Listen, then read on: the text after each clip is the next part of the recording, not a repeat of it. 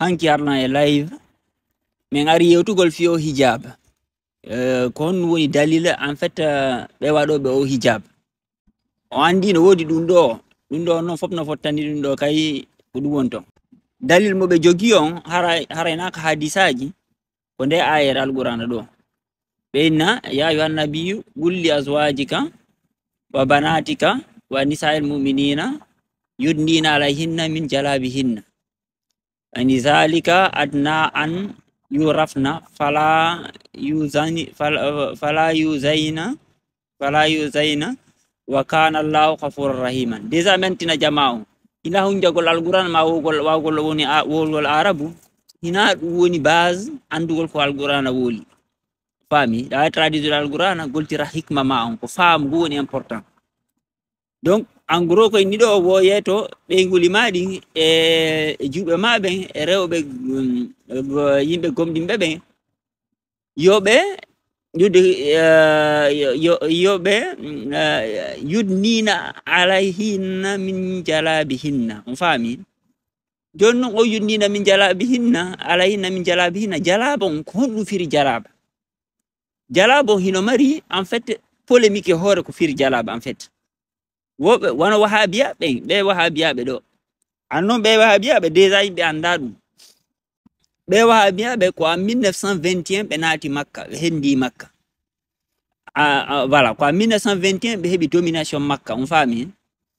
donc do ko août 1925 be hendike be wayliti no rewirte no alla no makka do quoi 1900 donc ça veut dire que ko tellen 30 ans avant indépendance Guinée en fait du ina film ko ne parce que be go si do sikay wa bi amed wonde makka non kambe tiki kambe Angleterre et États-Unis e wonduno be ari be libi la wonnobe makka ben o habi la matériji ko wonno Arabie Saoudite ko foppo mujjin ko ente hande Arabie Saoudite jonno denne do Arabie Saoudite c'est-à-dire ko inter as-Saoud wadi dum chef militaire jo donc Arabie mo jeyi kanko ko dum sindira Arabie Saoudite bon jonno be do be addi firo mabbe gon be inni jalabi hinna be ni ko voile andi hande yimbe bus hande ko suka dum do benta jalaba mais o de harfere jalaba madu wano dum do ni be na wadi jalaba mais de harfere anno sani do magi andi magi ko marka ko watte madu jimbo ko marka jimbo madu magi ko marka ko junjete e der sos mais ko marka no wodi mark jigo kadi kono andi hande yehi ha indene wonti hunde ne joni kala ko watte ko junjata fayda en nay tun ko magi on mi wadi madu jimbo mi wadi on fami et pourtant wonda harna marka jimbo awa ko ni kadi nde inde halfere arabu jalaba on wonti inde wadgol ningol on fami donc kambe ka firo mabbe be ni wo ko de ramener yo be artir hore mabbe voile ji tayri ke cuddawi mabbe ngin quoi ko suddi be kon fami ko buumi be kon kay en fait parce que do ko voile mais voile déjà c'est bizarre be donon elles seront plus vite reconnues andite te henya et puis be dum do rena be hita goddo mettinambe on fami non annal wa kana Allahu ghafurur rahim Allah ko yafotodo o yurmetedo mais no wodi firoji go kadi so yehi dum wana o site do ko site intéressant e baddi firoji façon ji firoji di deuxième firongon o ndi do ay wodi à tes femmes et à tes filles aux femmes de croyants qu'elles devront rallonger leurs vêtements andi do ko be ni wobe juutine cionci mabbe di andi no sa indi cionci din déjà andi horne tawaka der ton parce que sa indi do vêtement neddo awata der ton sapo on ma dum je sais pas sida marno ko taruda dum tawta ka der vêtement en fait do ko ray ko cionci di en fait de bon e misal harako di podo haali donc do ko deuxième façon firongon di do no do fo ko joma gande go firi dum do kambe on ton donc ben do dum don dum no wada ha andite et puis renay be yenne gol troisième définition andi do ko traduction du droit chemin be do traduire dum do kambe gat be ni wono wodo ko ayeto be yo be bannito e mabbe cionci mabbe di andi vêtement abi déjà no certi do ko cionci mabbe di be ni fami wo dum non be anditete kono o rapprocher do andi do déjà yo be poto e mabbe cionci mabbe di donc ɗo kadi hino no ɓeɗo firri andi ɗo conci ɗo kadi tiggare ala nder ton sappo ala nder ton ɗum ɗo koko ɓorniɗa kon ka ɓandu ma ko ɗum wona wolede fi mum ɗo andi ɓen ɗo ya ɓandito e ma ɓeɗo oɗo inni wo yoɓe juutinɗi en gros quoi ɓe rallonge ɗi ita ɗi raɓɓiɗi quoi ita ɗi raɓɓiɗi ko ɗum wola ɗo fi mum andi ɓe to kamɓe ɓenni ko voile mais on voile ko ese ka hoore ese ka ɓandu indi tum voile joni quatrième o inni wo ko yoɓe pooɗi woɓe juuti hoore maɓɓe conci maɓɓe yiyotoɗi ka yaasi ɗi faami o yiɗo déjà heɓi quatre traduction joni no yehen ka étymologie yani luka jalaba ko honɗum firi jalaba c'est à dire que ko waɗgol tunique ɓornagol goɗɗum tunique ni robe ɓen ɗo robe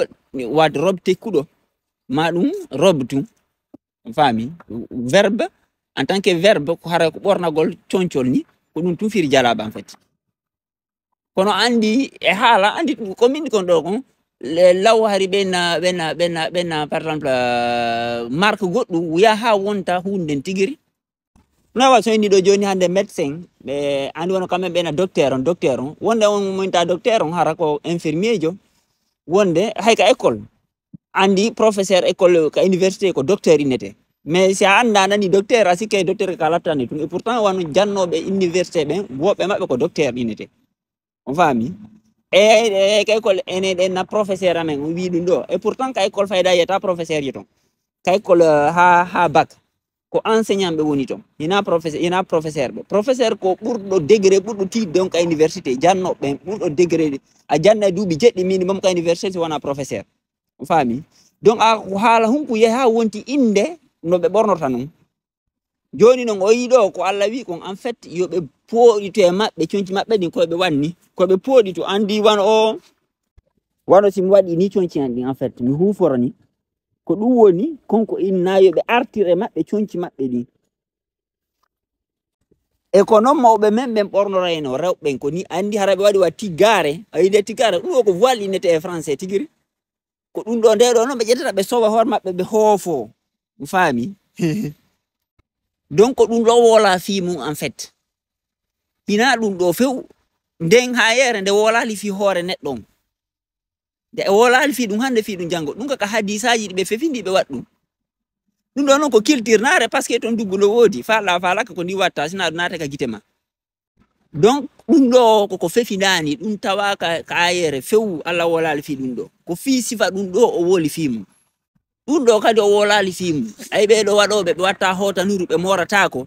ɗum ɗo hina islam ni ko sunna yankoyagal na Allah jippini sunna donc ɗum ɗo fof ko fenade ni ɗum ɗo fof ko fenade andi noon koko wi ɗo ɗum ɗo ko très important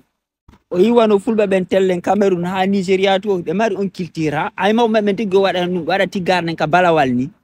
ka balawal hara ɓe mofni ko ɗum wona wolede fi mum en fait hoore nden kon andi no waɗirta ton en fait c'est essentiel voilà waɗa no labira en fait waɗa hara a nandintinnoto e Allah yani cuɗari labinoɗa en fait tata no laba wala ko sifare Allah labegol voilà ko ɗum wola nden ayere woli fimo on faami joni sa yahi e tumbere janaɓe andi ko ɗum si Allah ini to ko fiyoɓe andite ko parce que ko sa yahi fottugol e janaɓe wano andi wano rewɓe men kamen ko ni ɓe ɓornota kono si ɓe yaltude kaɓe fotta janaɓe ƴetta nde tiggare ko hollirɗa nane ko ɓe waɗande ni ɓe hoofande ni o yi no ɗumannori noon si ɓe yalta ka yaasi ko ni ɓe watta tiggare ne hoore maɓɓe joni noon o inni wo ko fiyoɓe andite fiyon nu ngol anditugol wolangol fi mum ɗon ko fiye ande ko leñol hongol ɓe jeeya o faami hina finugol ko ɓe julɓe ma na ɓe julɓe de non ko andugol par ce que ayeɗo rewɓe no wullito ɗo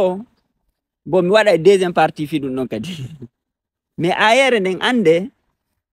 nden ayere nde wolali fi buumugol hoore nde wolali hay firoji ɗin fof en fait parce que hay o voile ɗo o wolali hoore en fait ko inna ɗum ko voile te hina lasili harfere nden ko ɓenni ko vêtement sadi ko concima ɗin en fait ko moɓito ko debbo moɓito en fait donc hina ɗum ɗo wola fimu ko sifa ɗum ɗo wola fimu